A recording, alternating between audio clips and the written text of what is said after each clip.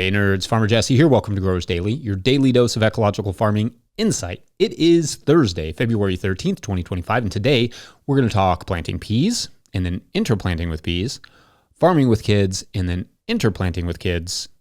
And by that, I just mean some critical infrastructure for raising kids on a farm. So let's do it.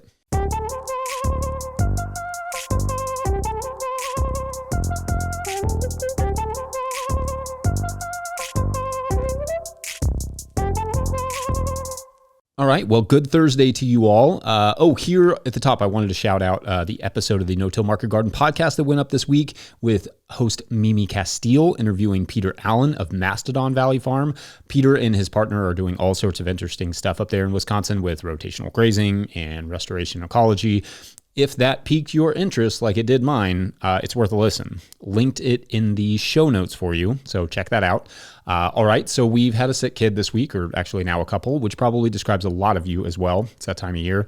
And I thought I would take today to talk about raising kids on the farm and how we've kind of chosen to go about it. There is no one right way to do this, and our kids are still relatively young, so I can really only observe what we've done and not necessarily advise. But one thing I noticed a lot as I was doing interviews for the No-Till Market Garden podcast over the years was there were not many children of farmers in my interviews. Most of the farmers I was interviewing, almost all of them, were first-generation farmers, and second-generation farmers I interviewed, by and large, had good experiences on the farm growing up. And it's an important point because a lot of the folks I would meet who grew up on farms but weren't farming often said the same thing. I never thought I would come back to farming. I hated it growing up. And to be clear, some of them stayed away from farming because of that experience and just started small backyard gardens instead because they missed the flavors of homegrown food, but not the farm life. According to the National Institute of Food and Agriculture / the USDA, quote, an estimated 70% of U.S. farmland will change hands in the next 20 years, but many family operations do not have a next generation skilled in or willing to continue farming, end quote. However, you may assume my reaction to all of this is, so what did these farmers do wrong? But that's not it. My reaction is kind of twofold. Kids seemingly don't want to do something later in life that isn't fun and enjoyable when they're young. And two, it's perhaps a bit unfair to expect kids to take over the family farm, to take over our dream, as it were.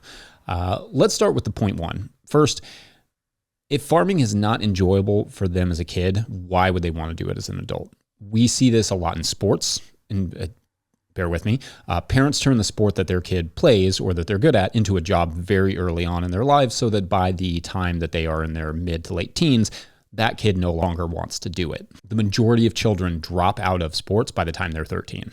It's just not fun anymore. It's work. The same sort of thing happens in farming. Parents sometimes focus on the chores and the hard stuff, and kids get older only to realize that there are less difficult things to do out in the world. Even stuff you can do outside that isn't so difficult and stressful. If they have no sentimental attachment to the job, it's going to be hard to convince them to want to do it later. To the second point, why do we assume kids should want to do what we wanted to do and put that pressure on them? We chose farming. They can choose what they want to do. Too often kids are not treated like the individuals that they are. And if you remember being a kid and then being a teen, you probably remember not enjoying people telling you what to do or what to love or who to hang out with or whatever it was. Kids, small as they are individuals. And as such, in our opinion, should be given the opportunity to choose what they want to do with their lives. So in terms of how both of those things relate to farming and parenting, our aim is to make the farm somewhere that the kids enjoy being and somewhere they see value in. Our hope is not that they will take over the farm one day, but rather that they won't rule farming out or rule out taking over the farm.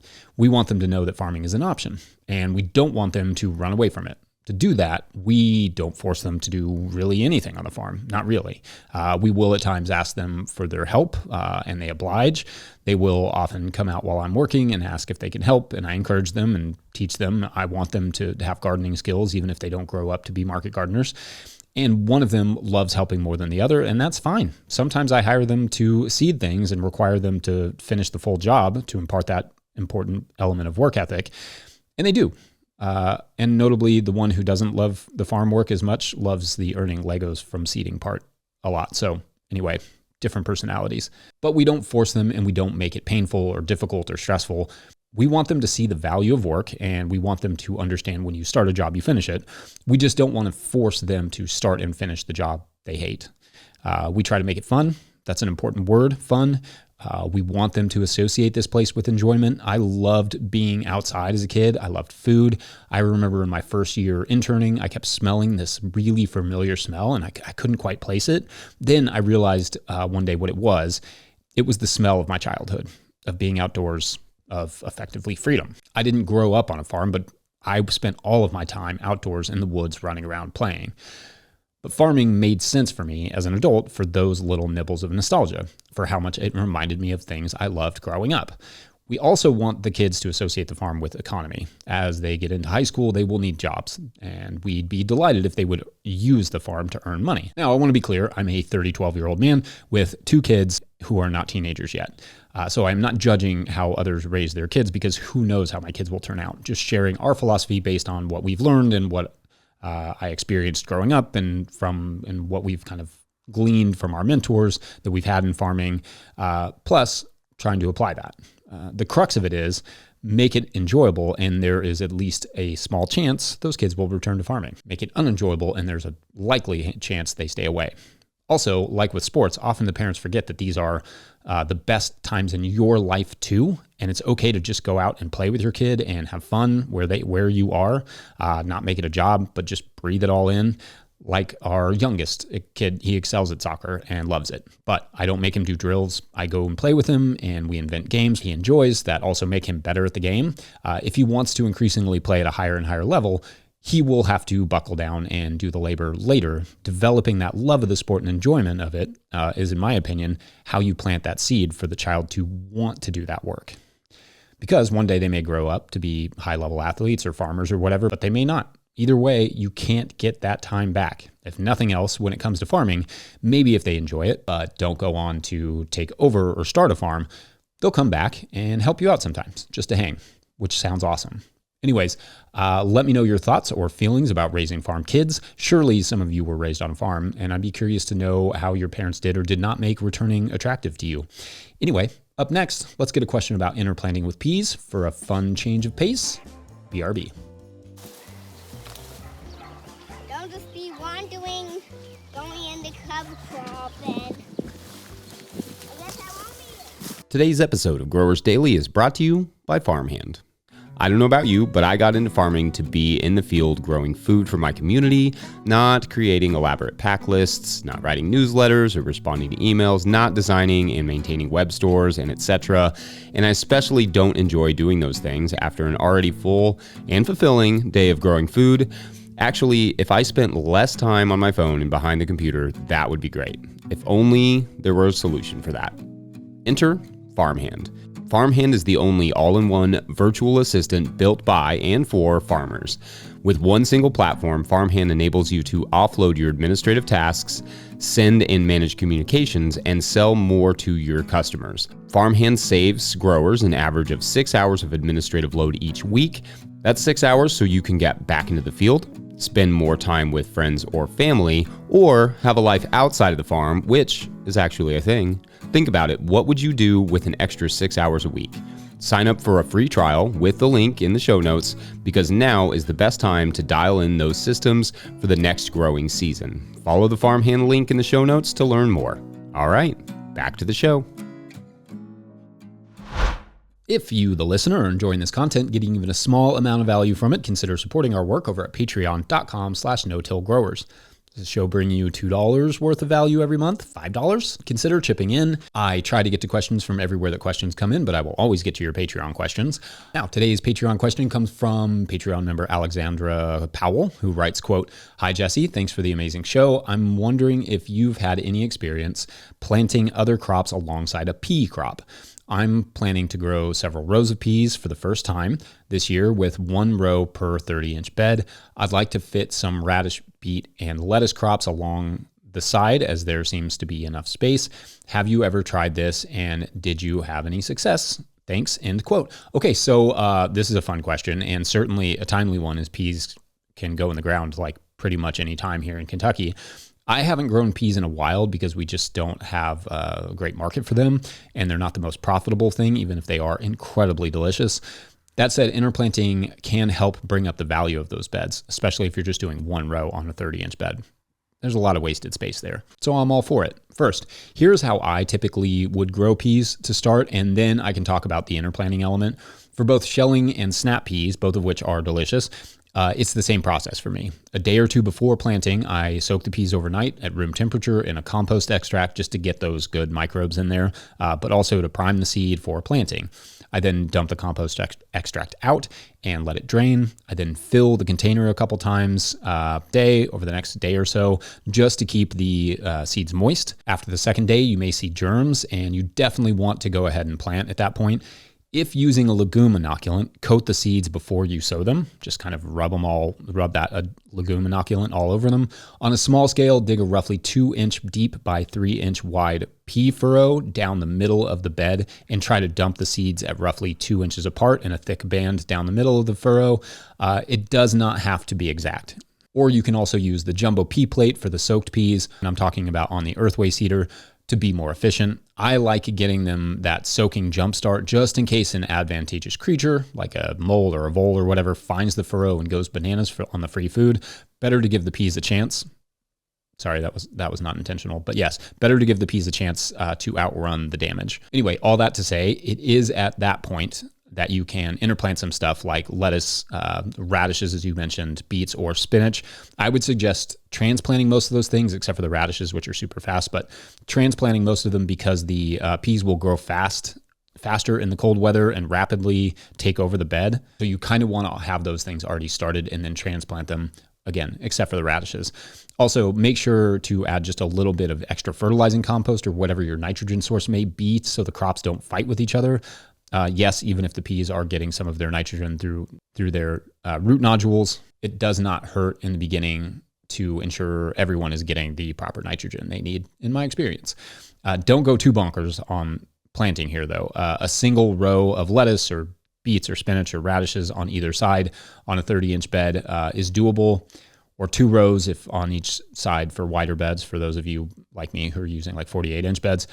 For the radishes, you could do a really thick band, so like 2 inches, maybe like 2 rows, really close together. I like radishes because I do prefer something that is going to come out of the ground because once the peas take over the bed, the sunlight is going to be tough to come by, and some stuff will slow down or stop growing and simply be in the way. That said, as long as you get a good first cutting and the peas are doing fine, then you have a nice little ground cover of spinach hanging out. It may work in your favor to just have the plants there, even if the harvest slows down. Some of this will depend on the type of peas that you're using. Like bush varieties, the ones that don't need the trellis, won't be as shady as trellis varieties, but trellis varieties won't take up as much width, as much space as the bush varieties. And not trellising is my preference whenever I can manage to not trellis something, just because it's extra work. I will say I often prefer the flavor of most trellis varieties of peas and beans, but that doesn't mean I've tried all bush varieties, and many of the ones I've tried are delicious. As for the trellising, I have tried the Hortonova like plastic netting you can get many years ago, and you can get a few years out of it if you're extremely careful rolling it up. But that is the quintessential type of plastic that will end up in the landfill or the ocean. So it's not my favorite. Chicken wire or fencing is better, is perhaps a better option, as you can reuse it for many years, at least in theory, as long as you don't get it too tangled. I usually place the fencing a few inches off the ground so that at the end of their season, I can weed whack underneath them to kind of just kill them back and cut them off. And then it makes that trellis a lot easier to take up. And usually coming out of the ground, the peas don't have any trouble with their tendrils finding the trellis. If you have to train them a little bit, that's all right too, because taking down that trellis is way more work. Anyway, there's my pea breakdown with a side of interplanting, and I hope it answers your question. Otherwise, we're going to take a quick break, and when we come back, let's discuss some critical kid infrastructure on the farm. Be right back. Today's episode of Growers Daily is brought to you by GrowSmart. Curious if your soil will be ready for planting this spring? GrowSmart can help you find out with their at-home soil tests. They'll ship it right to your door. Just send it back with your prepaid shipping and you'll have your lab results in just 2 business days. Their reports are simple with tailored seasonal recommendations for fertilizers and amendments. Order now at growsmart.com and use the code DAILY for 10% off. That's DAILY. Begin your soil prep now for a great spring with GrowSmart. All right, back to the show. All right, so I took the first part of this episode to talk about our general philosophy to farming with kids. Now, the how. Because here's the thing.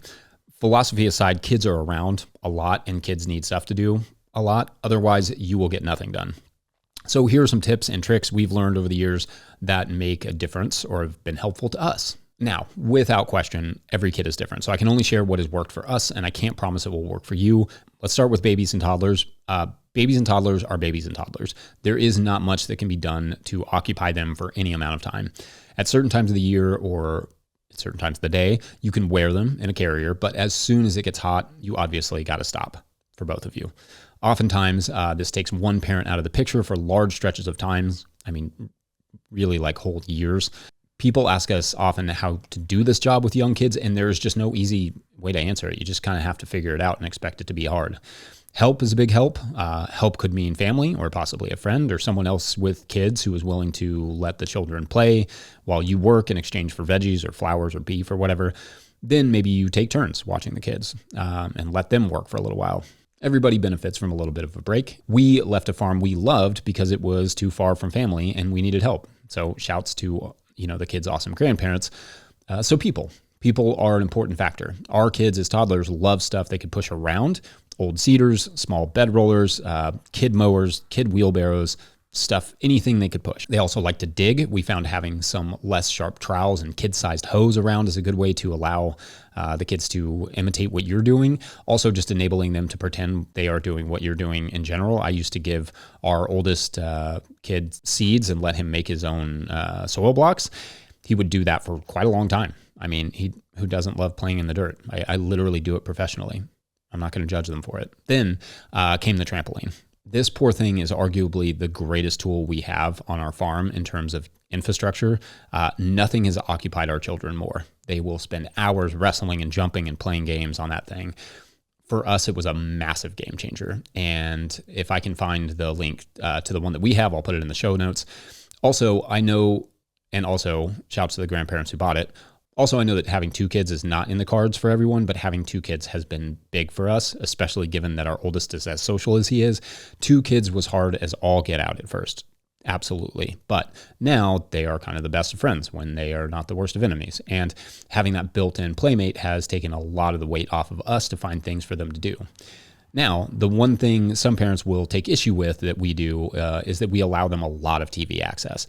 Not to YouTube or video games or whatever, but just to kids' TV. And what we've found is that, sure, some days they watch a little bit too much TV, but they often are quite self-regulating. As weather permits, they will spend most of their time outdoors, or they'll, alternatively, if it's raining or something, they're going to spend a lot of time like playing with Legos or playing their own games or board games or just running around the house. Again, this is not a judgment, but they do not have phones. Instead, they are allowed 30 minutes a day each of video game time on a very boring tablet. If they are here all day, like on the weekends, we will give them a second turn, but we really do regulate any close face screen time because there is absolutely no self-regulation with that stuff.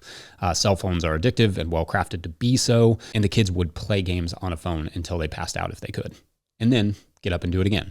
But our theory with giving them a small amount of game time is that it's fair. It keeps them connected to the other kids around them, and it gives them a little bit of something they enjoy instead of just like restricting it so that when they get out of the house, they go bananas. We don't want that.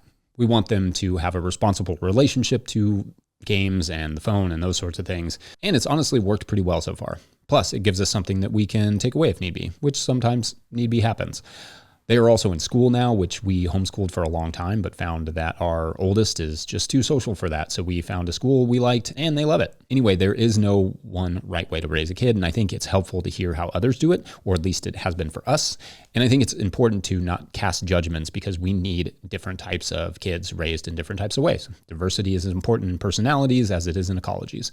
In that way, feel free to add your insight in the comments section. I know that I could talk all day about this particular subject, so maybe I'll reserve more farming with kid details for later segments. Otherwise, I'm going to wrap it up there. But before we get out of here, I want to give one last shout out to the good folks over at Rimmel Greenhouses for making this possible. So Whether you're growing tomatoes for market, flowers in the spring, or vegetables for your family, growing in a high tunnel protected from the weather provides the right environment for a harvest you can count on. No, this feels pretty natural at this point. Rimmel greenhouses are strong, durable, and easy to assemble, offering the quality you need to grow productively year-round. The team of experts at Rimmel Greenhouse Systems will be your trusted partners to ensure you get exceptional value from your greenhouse or high tunnel investment. Visit Rimmel.com today to get growing. Big thanks to all of our show sponsors. Huge shouts to Willie Breeding for the theme music and the team at No-Till Growers. Also, shouts to Epidemic Sound for the background music. Probably bobbing my head in beat. No idea.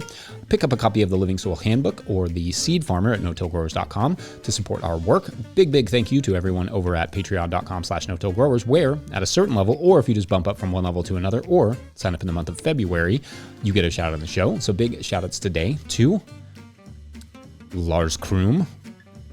Good. I do not have enough Lars in our following, so thanks for signing up, Lars. You're awesome. And Biggest Floof. Also don't have enough Biggest Floofs in our following, but good on you all.